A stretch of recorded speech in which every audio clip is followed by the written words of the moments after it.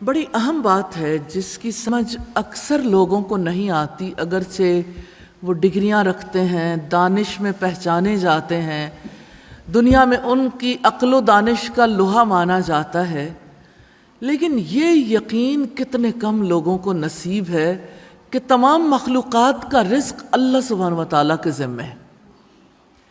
ہر کوئی یہ سمجھتا ہے کہ رزق میری محنت سے مجھے ملے گا۔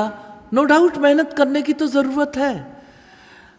لوگ یہ سمجھتے ہیں ڈگری ملی تو رزق ملے گا، پھر انگوٹھا چھاپ فیکٹریوں کے مالک ہیں اور ڈگریاں رکھنے والے بے روزگار پھرتے ہیں۔ اس وقت کسی کو خیال نہیں آتا، اس وقت کسی کو یہ سوچ نہیں آتی کہ اس کا رزق اس کی ڈگری کے ساتھ وابستہ کیوں نہیں ہے۔ آئیے دیکھتے ہیں رب العزت اس بارے میں کیا ارشاد فرماتے ہیں۔ وَمَا مِن دَابَّةٍ فِي الْأَرْضِ إِلَّا عَلَى اللَّهِ رِزْقُهَا وَيَعْلَمُ مُسْتَقَرَّهَا وَمُسْتَوْدَعَهَا كُلٌّ فِي كِتَابٍ مُبِينٍ۔ زمین میں چلنے والا کوئی جاندار نہیں مگر اس کا رزق اللہ تعالیٰ کے ذمے ہے، اور وہ اس کے ٹھہرنے کی جگہ کو بھی جانتا ہے اور اس کے سونپے جانے کی جگہ کو بھی۔ سب کچھ ایک واضح کتاب میں ہے۔ ذرا غور کیجئے زمین میں کتنے جاندار بستے ہیں، جانور، پرندے، سمندری مخلوق، ہر کوئی جب صبح ہوتی ہے بھوکا ہوتا ہے۔ ہر کسی کی نیچر مختلف، ہر کسی کا مزاج مختلف، ڈیمانڈ مختلف۔ کوئی ایسا جانور نہیں ہے جس کا رزق اللہ تعالیٰ کے ذمہ نہ ہو۔ ماں کے پیٹ میں پلنے والے بچے کا رزق بھی اللہ سبحانہ و تعالیٰ کے ذمہ ہے۔ اسی طرح زمین کے کونے کونے میں بسنے والے انسانوں کا رزق بھی اللہ تعالیٰ ہی کے ذمہ ہے۔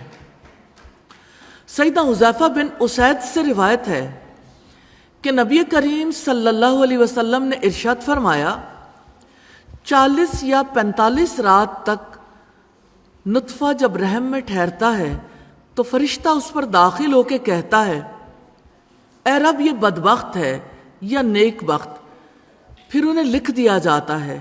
پھر کہتا ہے اے رب یہ مذکر ہوگا یا مؤنث، پھر یہ دونوں باتیں لکھ دی جاتی ہیں اور اس کے اعمال و افعال، موت اور اس کا رزق لکھا جاتا ہے۔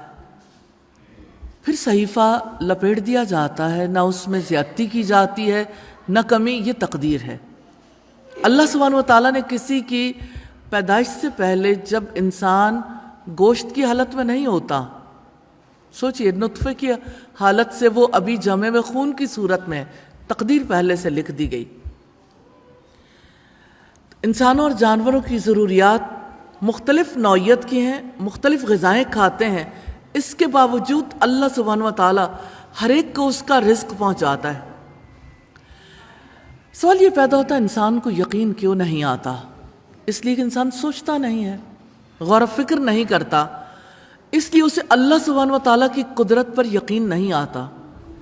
اللہ تعالیٰ جانتا ہے کہ اس نے کس ماں کے پیٹ میں جنم لیا، اللہ تعالیٰ جانتا ہے کہ اس نے کس قبر میں جانا ہے۔ اس سے اندازہ ہوتا ہے کہ اللہ سبحانہ و تعالیٰ کا علم کتنا وسیع ہے، سب کچھ ایک واضح کتاب میں ہے، کتنا ایکوریٹ سسٹم ہے، کوئی کمی نہیں، جہاں ہر چیز تحریر کی ہوئی ہے، کتنی زبردست ڈاکومنٹیشن ہے۔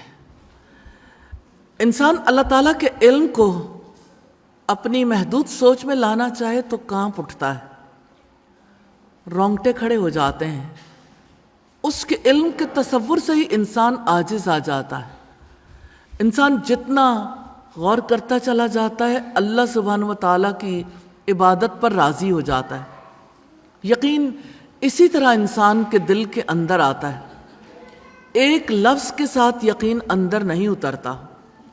یقین کے لیے تفکر ضروری ہے، اسی لیے رب العزت نے حکم دیا ہے غور و فکر کا۔ افلا یتدبرون القرآن، کیا وہ قرآن میں غور و فکر نہیں کرتے؟ ام علی قلوب اقفالها، یا ان کے دلوں پر تالے پڑے ہوئے ہیں.